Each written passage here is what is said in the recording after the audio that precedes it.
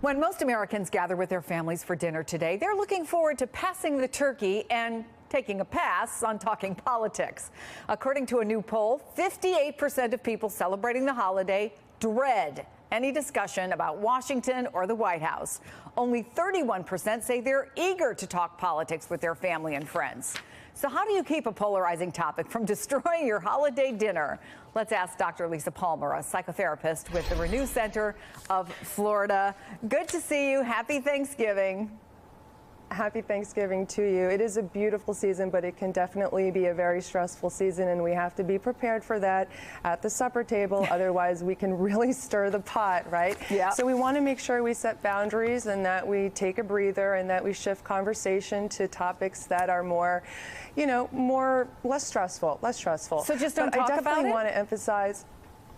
Well, I do believe that it's important to share our opinions, right, and to express ourselves, but we have to do it in a respectful way, and that means to listen to understand instead of listen to reply. Listen to understand. So emotional and not have for to so many defend. people, though. I mean, I don't know how realistic that is. We all probably go into it saying, you're saying to your husband or your wife, let's, calm it down, and then you sit down and somebody says something and all bets are off, right?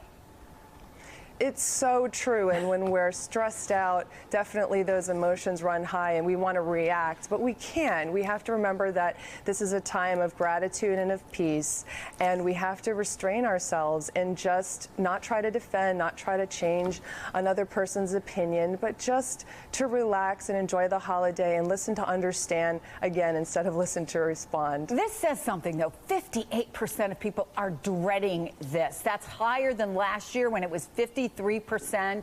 Do you think that our ability, maybe it's exhaustion or something, do you think our ability to do exactly what you're saying we should do, which is tolerate the opposing opinion or set our emotions aside even for a day just for the sake of family peace, that we're less able to do it now just because we're a year into what for a lot of people is one of the more difficult political times in their lives? Absolutely, and politics is so polarizing. It was before and it is now, and even more so now with all of the tragedies taking place. But we really do have to put that aside and not let our emotions get the best of us. Maybe try to do some meditation or something before your meal with your family members and take it easy. A big home circle. I can just see it in people's living rooms. Let's all take a break.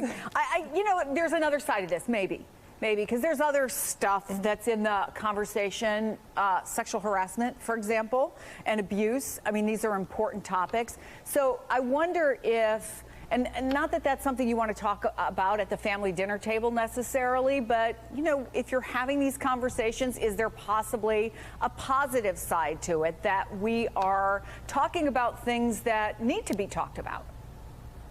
Well, no doubt these conversations about sexual harassment are going to come up at the dinner table, but I do think there's a positive to that because I think we can all agree that it's a bad thing and that it shouldn't be happening. So maybe that is a conversation we can actually shift to and agree on. Yeah, exactly. It was interesting this morning at our team meets, and I was actually kind of surprised at the number of people who had in their own family situations where somebody's not coming to Thanksgiving dinner because they know somebody is of a different political persuasion, or people who are not speaking to each other.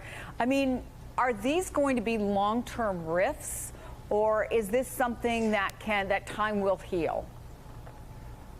Well, people are always going to be afraid of attacks, and we tend to go into that fight or flight response, but we definitely have to really try to become more comfortable with people disagreeing with us, too, and be comfortable within our own selves and our own opinions about these things. And it's so important to the health and vitality of our nation that we can share differences of opinion and do so with respect and confidence within ourselves, no matter what our political opinions are.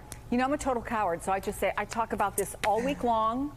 I don't need to talk about it in my off hours, and people actually are very sympathetic to that. So I sympathize, however, with the rest of the people out there who are going to have a tough time at the dinner table today. Take an extra helping, keep your mouth full of stuffing, and maybe just move on. Thank you, doctor. Good to see you. Looks like beautiful weather Good to there in see Boynton you. Beach, as usual. Always. Cold here in New York. Thank you. Good to see you. Happy Thanksgiving.